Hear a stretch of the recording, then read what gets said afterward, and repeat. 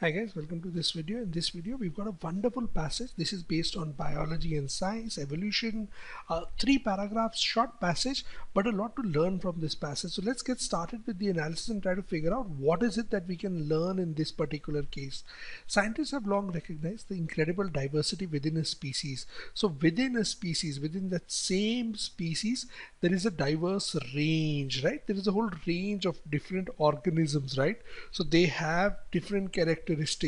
Now, why do organisms have diversity? Species diversity is going to be the topic of this passage. What did the scientists think? But they thought it reflected evolutionary changes that unfolded imperceptibly. So you could not perceive them, they happened. You could not really figure out these changes were taking place. That divergence between populations within a species was enforced according to Ernst Mayr, the great evolutionary biologist of the 1940s, when a population was separated from the rest of the species by a mountain range, a desert, preventing breeding across the divide over geological scales of time. So basically what Ernst Mayr, if you think about this very closely, he takes up this example, right? So for example, if a species is divided, right, if you have forcibly segregated a group by say a mountain range or a desert, and you've prevented breeding across these groups, what is going to happen is with this separation, right, these the same species is going to be divided into two. They will develop different characteristics. So that is what Ernst Mayr implied. Now without the separation, the gene flow was relentless. Gene flow here would represent genes flowing from one generation to the other, right? But as the separation persisted, the isolated population grew apart and speciation occurred. So what is speciation? Speciation would be what?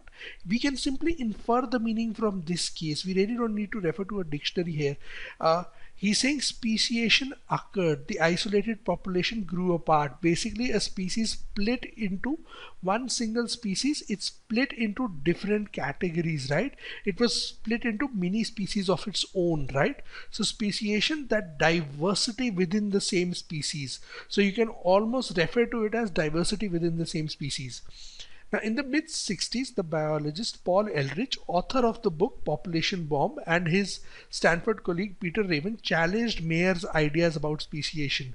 So the second paragraph sets it up here itself. First paragraph is about Mayr, right?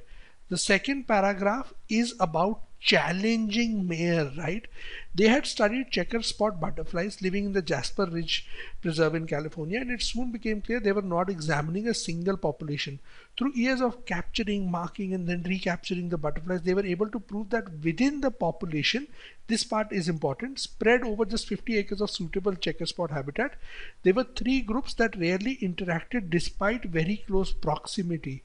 Now remember, what Mayr had said is when a species are divided over geological scales of time and you have the physical separation, mountain ranges, deserts, etc., gene flow, it gets interrupted and the isolated population, it grows apart and speciation occurs.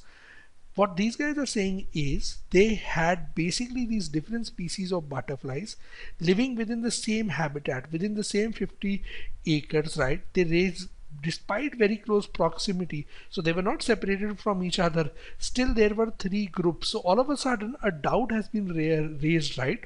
So these species are not separated physically, yet there is speciation here.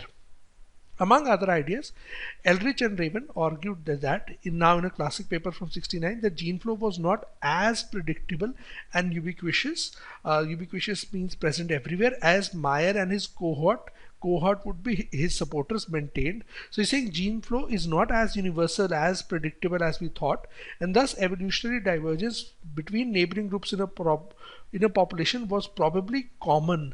So he's saying within a neighboring group itself, right, evolutionary divergence is there. Remember Mayr, he said that there has to be a separation, but groups have to be separated. That is what he said.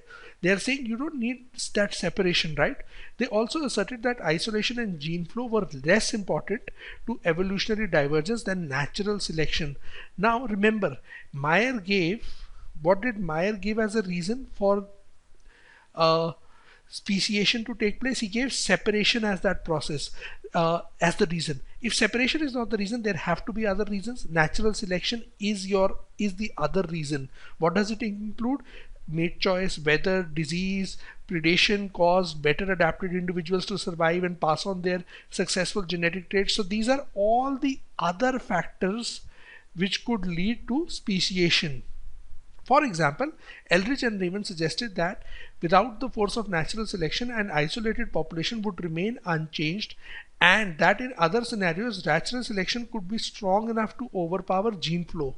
So he's saying, if there is no force of natural selection within an isolated population, so that population is isolated, right? But basically this circle represents that isolated population.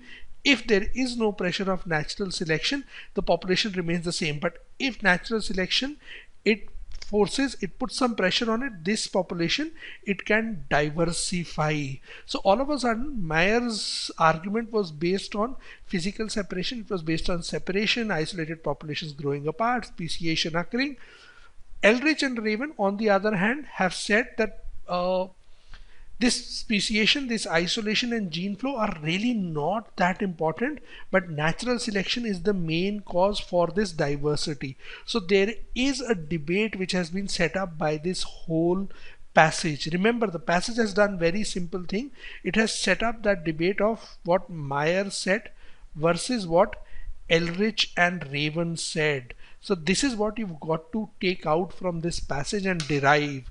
A wonderful passage, short little passage, but a lot to take out from this short little passage, right? A lot of information to derive from this short little passage. Hopefully so you've understood how to analyze this passage and what is it that you should have taken out from this particular passage. What is it that you should have derived from this particular passage when you read this passage. Thank you very much for watching this video and happy learning.